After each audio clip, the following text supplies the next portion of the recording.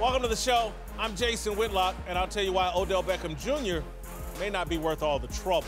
And I'm Colin Cowherd, and I'll tell you why Baker Mayfield on Hard Knocks. It's a disaster waiting to happen. Speak for yourself starts now. That's true. You're accurate there. Whoever looks good on that show? Nobody ever. All right, hello and welcome. We're joined today by a couple of NBA champions, Hue Jackson and Dante Jones. Let's start with LeBron James, who hasn't wasted any time diving into the entertainment industry, announcing more TV projects today, including a 3-part documentary series for Showtime entitled Shut Up and Dribble, and a competition show for CBS called $1 Million Mile. Since signing with the Lakers a month ago, LeBron is now producing shows on HBO, Showtime, CBS, and Netflix. Cowherd, is LeBron too distracted to succeed with the Lakers? That's not what I worry about. I don't worry about energy lost. I don't worry about time lost. He's got people doing those things. You know, he greenlight stuff. But symbolism matters. It matters in marriages. It matters in companies. It matters in locker rooms. LeBron now is the boss. He's not a teammate. You talk to anybody that's played with Tom Brady, they're like, oh, Tom's one of us. Anybody that played with MJ, oh, he's playing poker on the plane. Derek Jeter, oh, he just went to Applebee's and grabbed. LeBron now's Oprah. LeBron now's politics, network heads, CEOs. You got guys like Lance Stevenson who are fringe, Kyle Kuzma who's a baby. LeBron's a boss. Nobody wants to party with the boss. Symbolically, LeBron, who never wanted to be a villain, is now poking at politics, shut up and dribble, which will make him to half the country, unfortunately, a villain. Symbolism is powerful. You walk into doors and people make judgments on you based on symbolism. Is LeBron a teammate? Or is he elevated above basketball to a lot of young players? I don't think he's been the classic teammate for 10 years. I think in his first go-around in Cleveland, by the time that ended, he was the boss. When he got to Miami, he had a power struggle with D. Wade, and eventually LeBron became the boss, and he certainly was the boss in Cleveland the second time around. And so I do think focus matters. And I think the more you expand your focus, the harder it is to concentrate on the main thing and be the best at the main thing. We have never seen, from Michael Jordan to Muhammad Ali to anybody, take on all these different endeavors in the prime of their careers. Yeah. I've never seen it done. Maybe he's Superman and can do it. I don't think so. Well, I think he can, because it's a different time, it's a different day, it's a different star. We've never seen a guy like LeBron. We've never seen athletes make the money he's making basketball. We've never seen the TV deals. We've seen it. This is a new day. We've seen a lot of new things. So you have to commend this guy for coming here and preparing himself for after basketball. So many athletes fall short after basketball. So many athletes go broke. So many athletes don't just fall to the wayside after basketball and after sports and don't figure out anything other thing to do. Bron is opening doors, not just for himself, not just for friends, but for other people. And you got to commend a guy like that, because so many basketball players stop playing basketball and think about themselves. Don't think about helping others and doing other stuff like that. So everything he's doing is not just for himself. We got to keep that in mind. He's doing it to help others.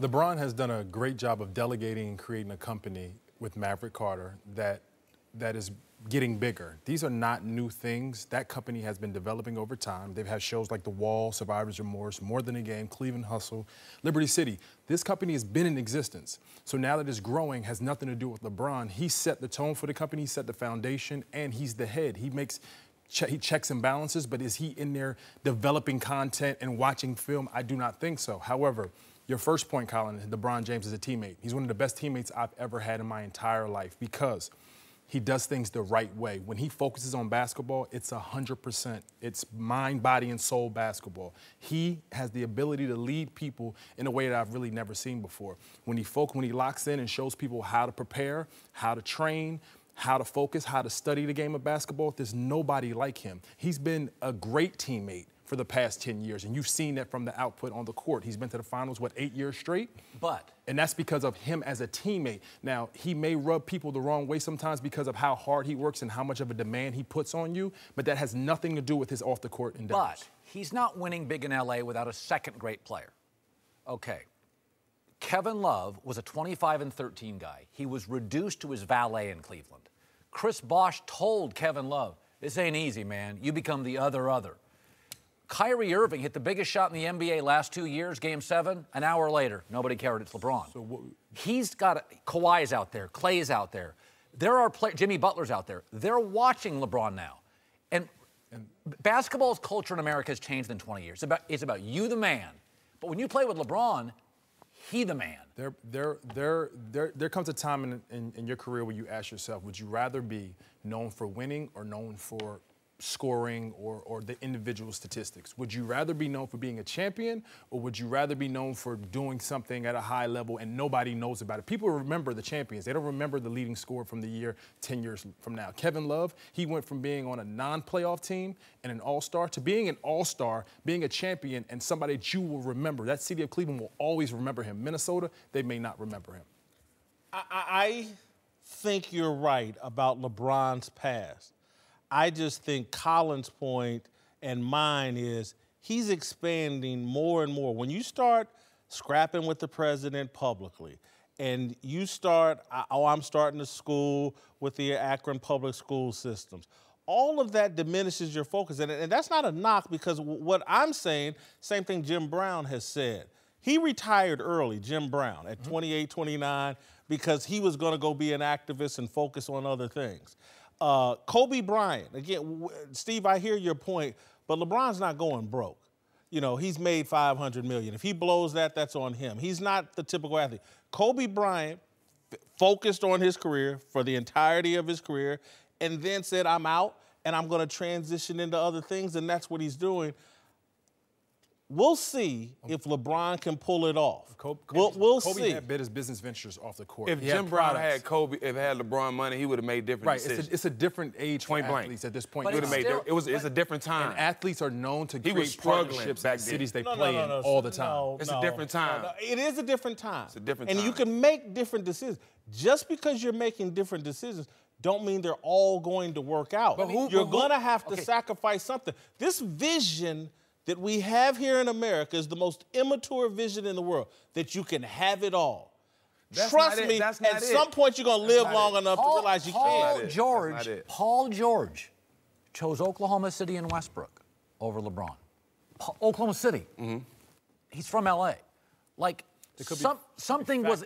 Could be factors you're not thinking of. Have you ever played in front of your family and the demand in a big city of your friends and family? But he had said a year earlier, I want to be in L.A., and then something kind of moved him. I want to say the person that you jump on all the time, Westbrook, he doesn't get enough credit because maybe he developed the bond with Westbrook and said, you know what, I want to continue this. I'd rather go to a known commodity than an unknown commodity. But Paul's smart. He knows LeBron gets you to the finals. Westbrook probably doesn't. But Paul's a pretty bright guy. Yeah, but I want to touch on this point about want it all. I don't think it's the attitude of I want it all. I want what I feel I deserve. I want what I work for. I want what I feel I can create. Why limit yourself? You know, it's not about limiting yourself. Wait, if you feel you can play basketball and do all these other things, then do it. We play basketball for a couple hours out of the day, and then you have time to do other things. There's all kinds of things I feel I can do. There's all kinds of things. But the reality, a lot of times... That's your reality. His reality is different from yours. And your set of resources. You don't have the same set of resources that he has to be able to create companies and delegate. But how do you not the first? The opportunities that come to him are totally different than come to you. How do you think this play? Because this is all going to come down to this. Can he get Kawhi? Anything he do is going to get nitpicked. He's just not going to, he's just going to go as he slightly deteriorates. Kyle Kuzma, Brandon Ingram. How is this viewed by other players, Why does he have to get Kawhi to be successful? But not even that. Well, again, if you want to win, I'm just talking titles. Kawhi is not the answer. They have to develop a team that is cohesive enough to win a championship. It's a star-driven league. We already blaming LeBron for these other players. They gotta take care. They gotta be responsible for the way they play. You can't blame LeBron for the way they're going to play. They have to prepare just like he's preparing and be ready to play this season. He's talking about decisions.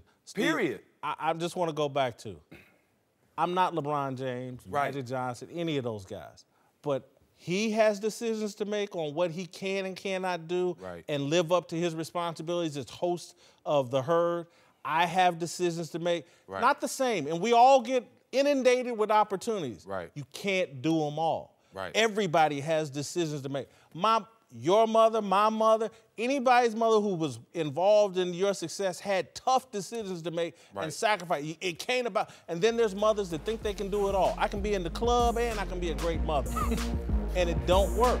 And we'll see if this works for LeBron. Hey guys, Jason McIntyre here. Before the show moves along, I wanted to tell you that support for the Speak for Yourself podcast comes from our friends at Rocket Mortgage by Quicken Loans. They understand that home plays a big role in your life and family. That's why they created Rocket Mortgage. Rocket Mortgage gives you the confidence you need when it comes to buying a home or refinancing your existing home loan. It's simple, allowing you to fully understand all the details and be confident you're getting the right mortgage for you. Whether you're looking to buy your first home or your 10th, with Rocket Mortgage you get a transparent online process that gives you the confidence to make an informed decision. It's convenient. Our trusted partners allow you to share your financial information with Rocket Mortgage at the touch of a button.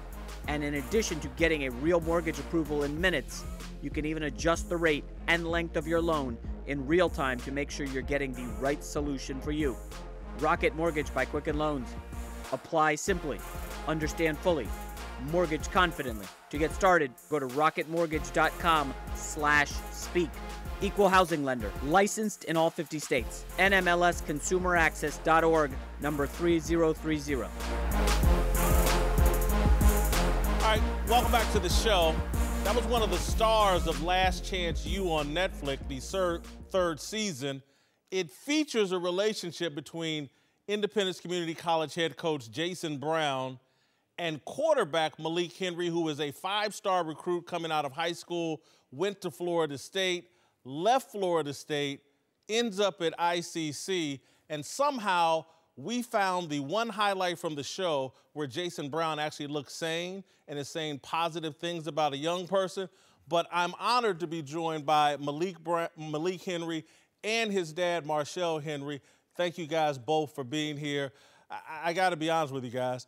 I did not like Jason Brown at all in this documentary. I did not like the way he talked to anybody, assistant coaches, players on the team. I thought he was a belligerent jerk. But I thought, Malik, honest to goodness, I thought you were treated most unfairly by the documentary. You were a kid, and I felt like the documentary vilified you, and I thought Jason Brown did as well. I want to know, what was your relationship like with Jason Brown? I just want to say thank you for having me on the show, first and foremost. But my relationship with Coach Brown, he was more or less just like a bigger, older brother to me. We had a great relationship off the field, on the field, and our relationship made it so we can talk to each other like that and we can communicate like that. And sometimes it wasn't always in the best way, and you know, that's what Last Chance U showed. They wanted to show, you know, how we communicated on the field, and it didn't always seem the best. But at the end of the day, off the field, we always used to chop it up, go hang out in the locker room, in the you know, in the film room, go watch film together, and we had that relationship where we can sit down and talk to each other without yelling, I guess. And so right now today, you and Jason Brown are still friends? You guys get along? Yeah, yes, sir, definitely. I mean, I call him all the time. We talk. You know, he tells me he loves me. You know, he's just like another father figure to me. And it just happened to be that he was my coach, and that, you know, we had our disagreements, and you know, but at the end of the day, we're a family still.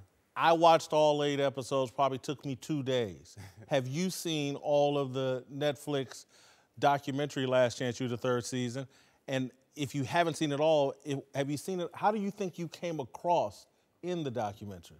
No, sir, I haven't seen all the episodes, but the episodes I did see, I didn't think I was portrayed in, you know, portrayed in a great way, or I didn't think I was you know, I don't think they show the real side of me, and I don't think they show the real side of, you know, Coach Brown and our relationship together. Marshall, I want to go to you. Have you seen the documentary? How do you think your son came across, and do you think he was treated fairly?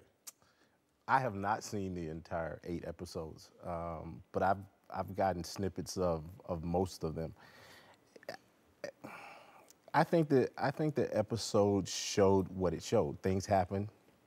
Malik said and did things. JB said and did things on the field. I think what's missing is the personal relationship that Coach JB and Malik has.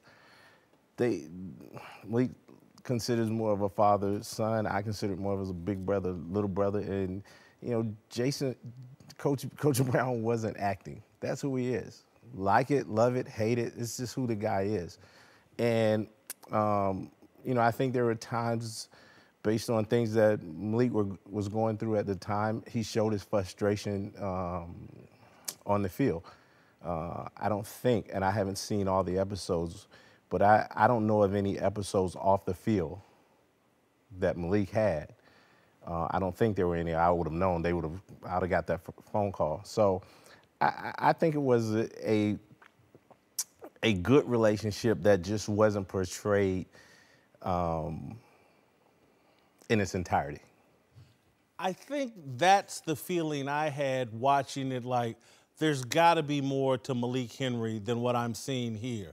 And so take me all the way back to 5-star kid coming out of high school, the first or second quarterback in everybody's ratings, goes to Florida State.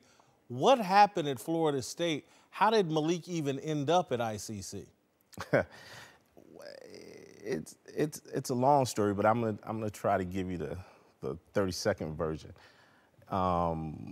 Malik was 17 when he went to Florida State, and I think at Florida State, Malik, I think not the pressure of football, but the pressure of being on his own at 17, 2,000 miles away from home, caused anxiety and things of that nature.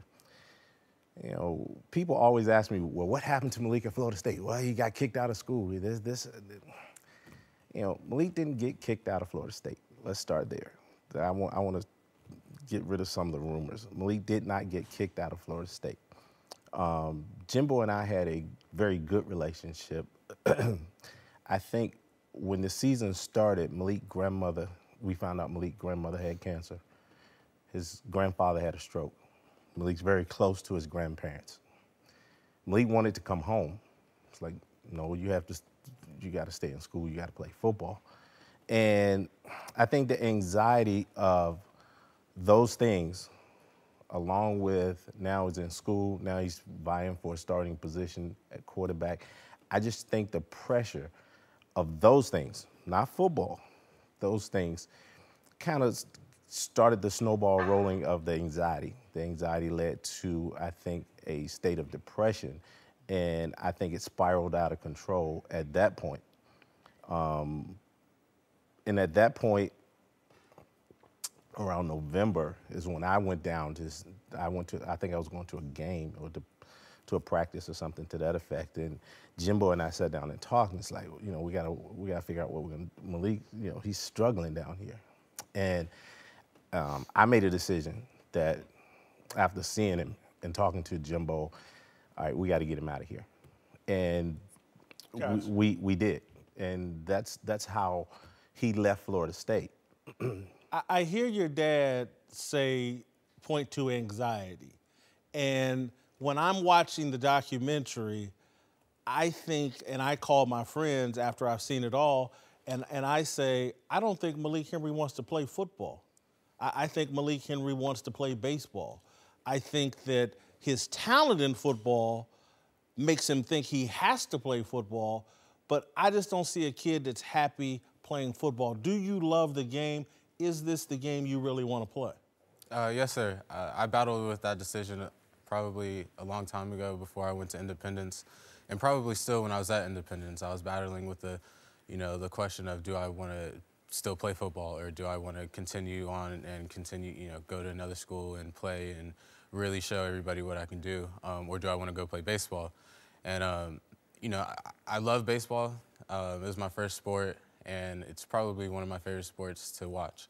But I'm a football player at the end of the day, and I've worked my butt off to get to where I am right now, and I can't let all that hard work go to waste. And at my time at Independence, I've learned to love the game again. I fell in love with the process again, and through the ups and the downs, at the end of the day, I'm still a football player, and I love football, and I'd like to continue on playing.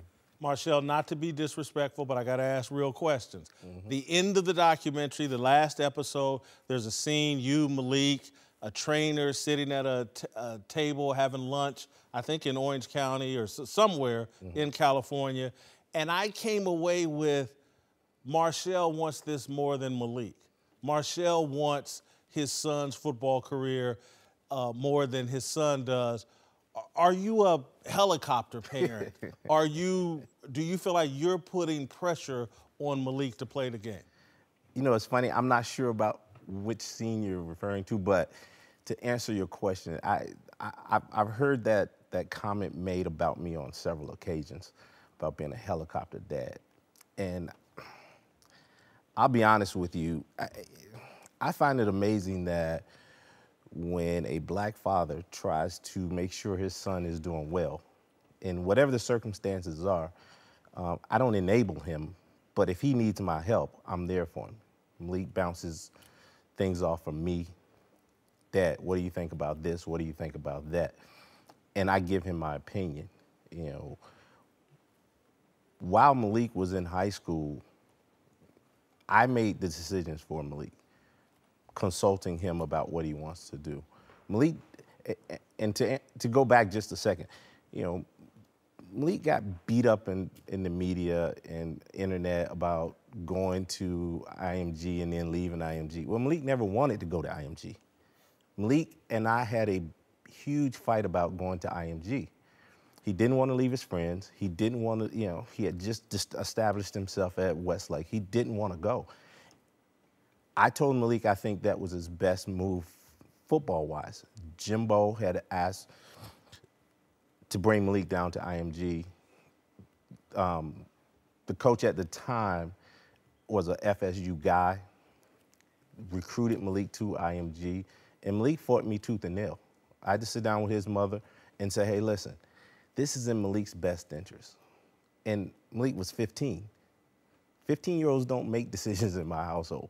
So I told him, listen, I know you don't want to do this. This is in your best interest. So it didn't work out at IMG because a month later, the head coach was gone. Brought in a new coach who Coach Wright and I, you know, we text each other from time to time. Great guy. Just wasn't what he had went 2,000 miles away to do. So he came back home and left. I don't think I want it more than Malik does. I know the hard work the kid put in. I know how hard he worked. I know the sacrifices he's made to become the number 1 or 2 quarterback in the country out of high school. So, and then I saw the frustration that he went through trying to please everybody. If people remember Malik, during his recruiting process, he shut it down early. He committed to Florida State early, and he told me, Dad, look, shut this down. I don't want to talk to other schools. I'm going to Florida State. I don't want to do the recruiting process no more. So I'm in his, I'm a part of his life, and as his dad to help. You're comfortable with the decisions you made. Oh, for sure. And comfortable with the level of support. For sure. What's in the future? Are you planning to play this year, or is there some school out there you'll be enrolling in this fall? How are you going to move your career ahead? I'd rather not talk about what coaches or what schools are, recruiting me at the moment. But there are a couple schools that I'm waiting to hear back from, and we'll move forward from there. But I definitely see myself playing still. I appreciate both of you guys coming here. I would suggest to people that they watch Last Chance U and watch it with an open mind, because I came away, I think the sophisticated view to me, and Malik, you don't have to agree with me, I just felt like that was a terrible situation for any young person to be put in. I didn't see any teaching of football. I saw kids being, hey, go out there and perform. I don't even have to coach. And then I just saw a lot of abuse that I felt like would put any kid in a spot where they would misbehave or not look great because they weren't in the greatest situation. Thank you so much for coming here. Good luck to you moving forward. Obviously, Dad, stay in his life, and surely you're going to. And those of us that may second guess anything, As long as you know you're doing the right thing, keep at it. All right, welcome back. We're joined now by a couple of longtime NFL players, T.J. Houshmandzadeh and Bucky Brooks. Let's move to the NFL, where week 1 of the preseason kicks off on Thursday, but football might not be the only thing people are watching for, with the players and the league still battling over the national anthem. Players Coalition leader Malcolm Jenkins says he's not sure if he'll protest Thursday night, but added that the coalition could release a statement about the issue soon. Cowherd, do you think the anthem issue will be reignited this Thursday? No, I actually think the media drives that story now. I can watch my ratings every day. The public doesn't care. I mean, Malcolm Jenkins said yesterday, I don't know. They asked Michael Bennett. He's like, I haven't thought about it. This is now initially, it was a player story, a social cause story, and a media covering the story. The players' union and the owners now feel like they're working together. They've had this tipping point. They've argued. They were battling, and it kind of feels like Malcolm Jenkins is like, all right, we're getting some support here. I think the media is driving this story more than anybody else now. There's truth there. The media's driving it, but I think the story now is it's a war between the players and Trump.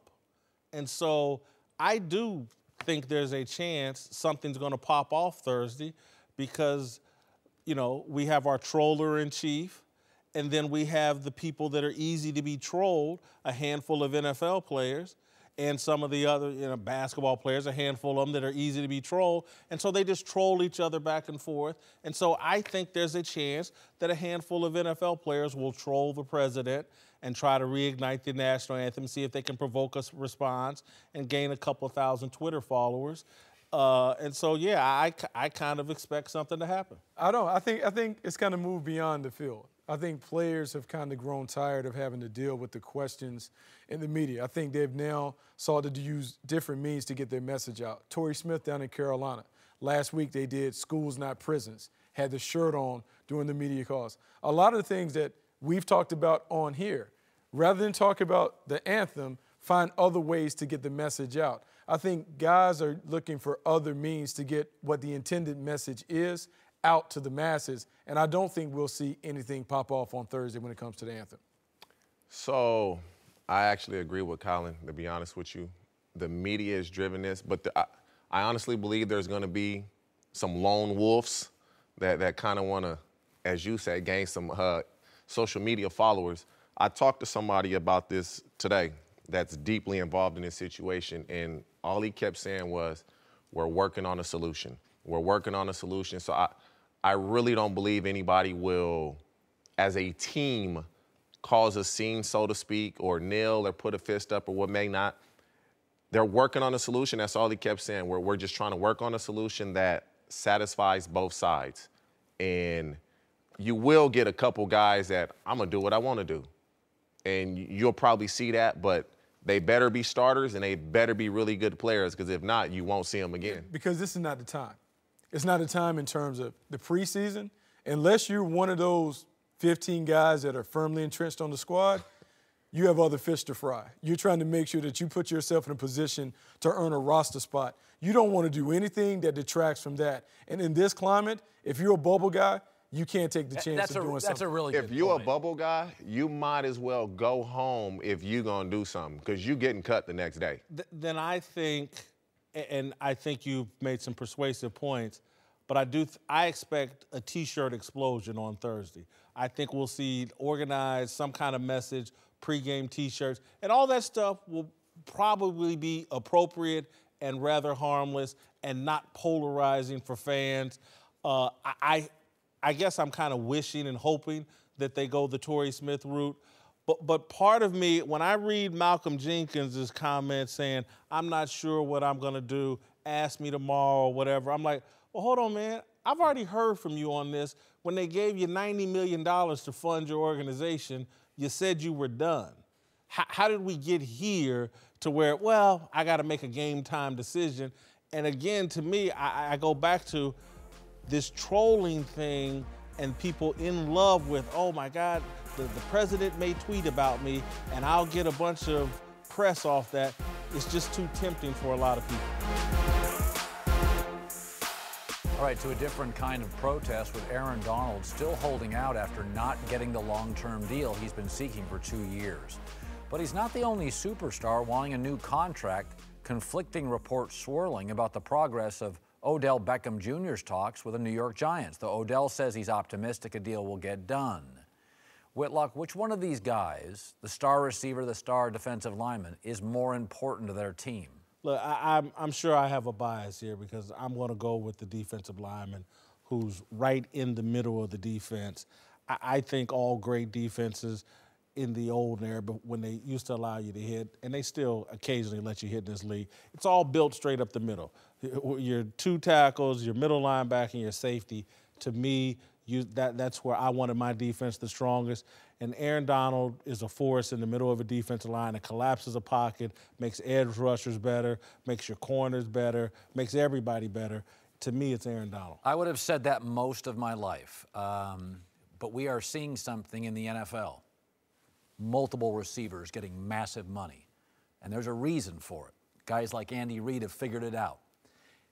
2 rule changes are going to make this the year of the offense. The catch rule, you're going to have somewhere between 300 to 500 balls count as catches that were taken away this year.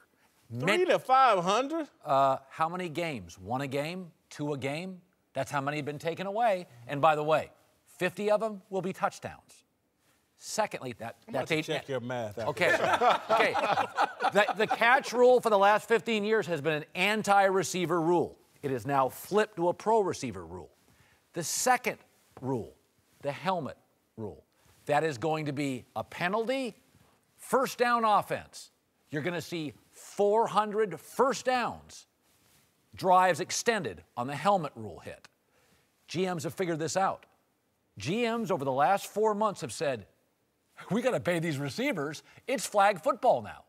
We're going to get 400 to 500 catches this year that didn't count, 30 touchdowns, and first down, safety late hit.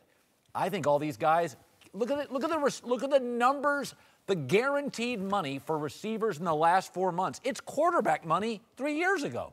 Said the league has now become all about passers, pass catchers, and playmakers.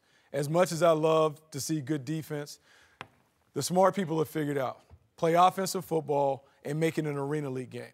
Even in the Super Bowl, as great as we want to talk about those defenses leading up to it, teams were getting shredded in the postseason.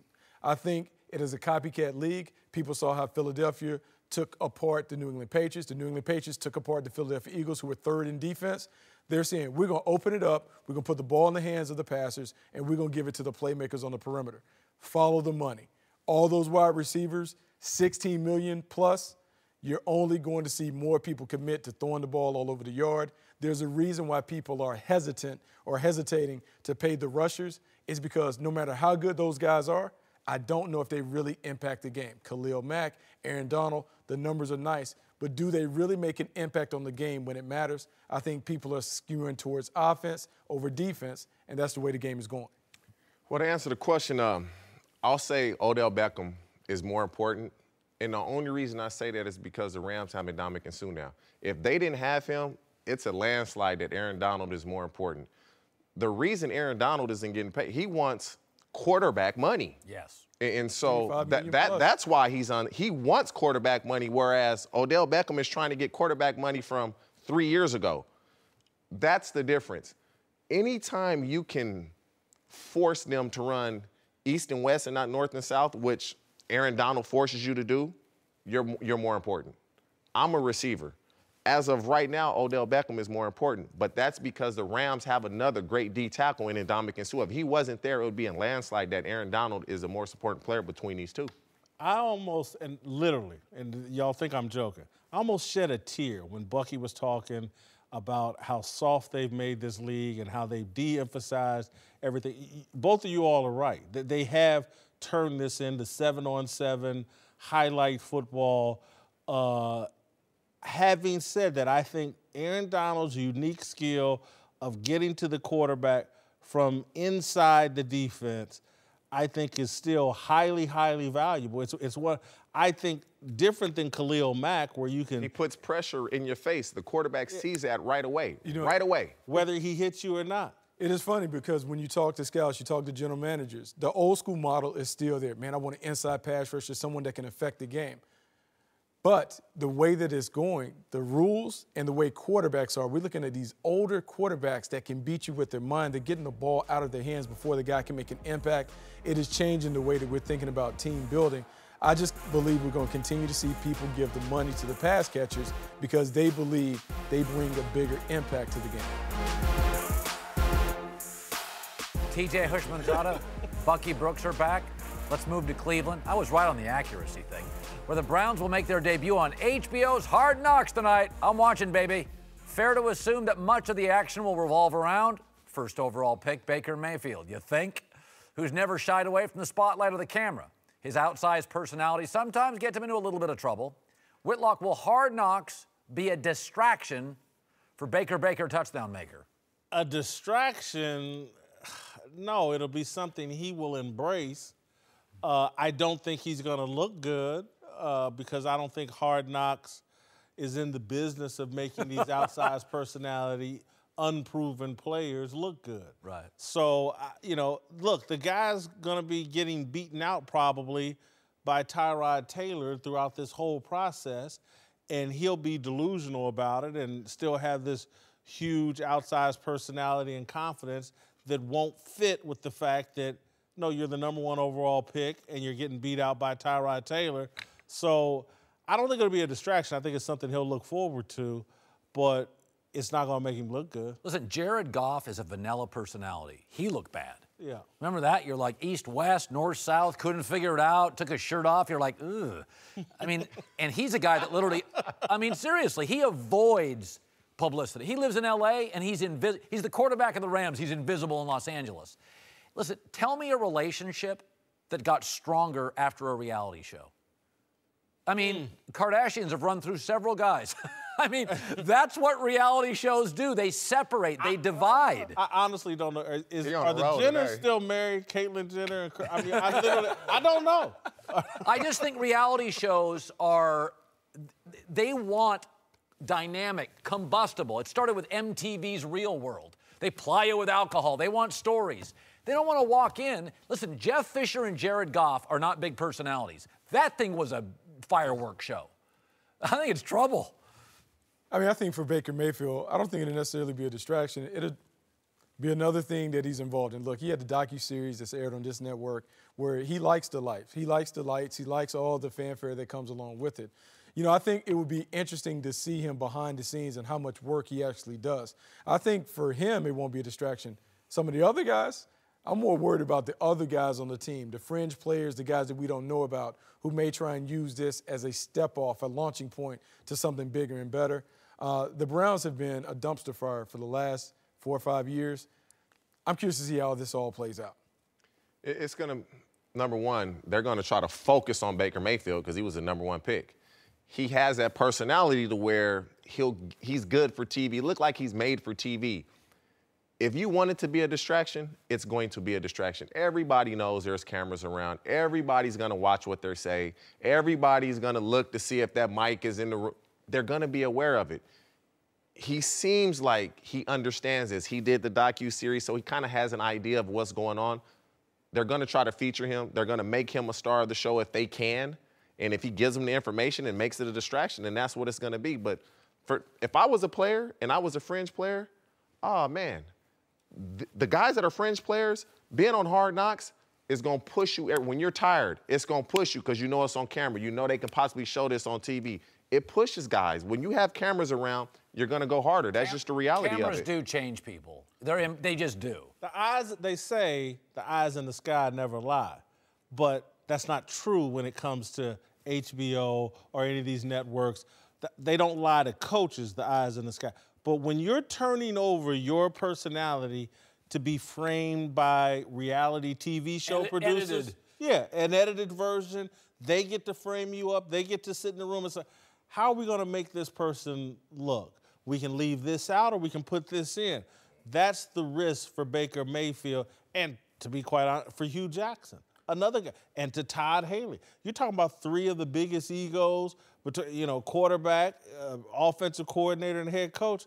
That's a lot for HBO to work with, and they can make any of those guys. They're going to get a lot of sound bites with those. For sure with Hue and the way Todd Haley comes, they're going to have a lot of sound bites. Baker has to be careful, though, because part of the narrative that hung over Jared Goff's first year was due to the narrative that came out of Hard Knocks. We saw him as a bust because some of the things that came out, we didn't like. How smart is he? Does he didn't work know where hard? the sun set. All those other things. And so a lot of why we were like, oh, he can't play in the league is due to the perception that was created for that. Baker Mayfield needs to really manage his personality and make sure that he doesn't put anything out there that could harm him. Wasn't it on Hard Knocks? Wasn't it where Cromartie couldn't name his kids? Wasn't that on Hard Knocks? I mean, nine or 10 of them, he kind of got tongue-tied. He was like, yeah, it was on Hard Knocks, yes. Show me the person who's won on Hard Knocks. It doesn't. Didn't it? Maybe reality, was Rex Ryan on there? Did he look good? He looked bad. He ate M&Ms nonstop and used words you shouldn't use on TV. And he looked loose, and he didn't look buttoned up. Hold on. They just yelling at my ear. I thought Bill O'Brien kind of looked kind of good coming out of that. He might be the only one. And then the performance on the field didn't match up. And so that's about the only one I can think of. So good luck to Baker Mayfield and the Cleveland Browns. We'll be watching tonight. All right, welcome back. Time for last call. Let's move to Tiger Woods, who is actually the co-favorite along with Dustin Johnson to win this week's PGA Championship. Cowherd, you going to put any money on Tiger this week? No. Dustin Johnson is the #1 ranked player in the world. Tiger's 51st, and they are co-favorites? I don't think these guys watched Tiger last weekend shoot 73 on the weekend. He had double bogeys. Yeah, no, listen, his final round, he only had 5 pars. That's a career low for him in a round of golf.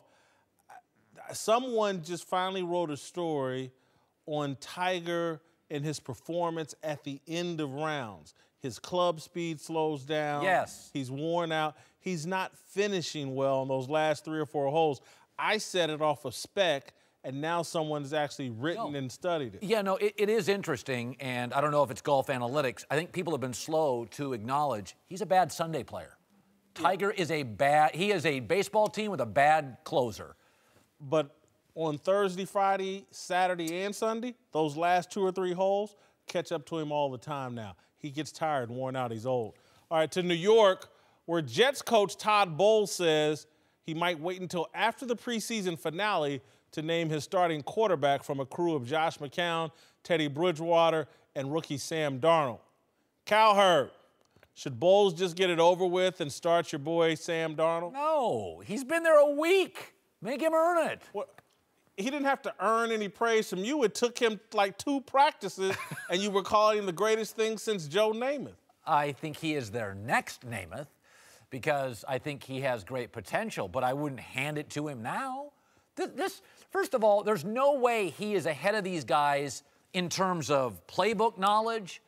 McCown's been there. McCown and Teddy Bridgewater. You've compared Sam Darnold for the past 4 years to everybody from Joe Montana to John Elway to damn near Aaron Rodgers. He's very good. Now he can't be the starting quarterback of the bad news Jets.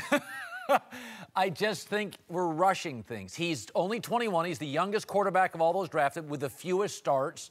Let's see him chop it up for a few preseason games. The next thing you know, you'll be starting your show talking about your concern LeBron's gone Hollywood. I mean, my God, you flipped on Sam Darnold, and now LeBron's gone Hollywood. Hey, it's the new me.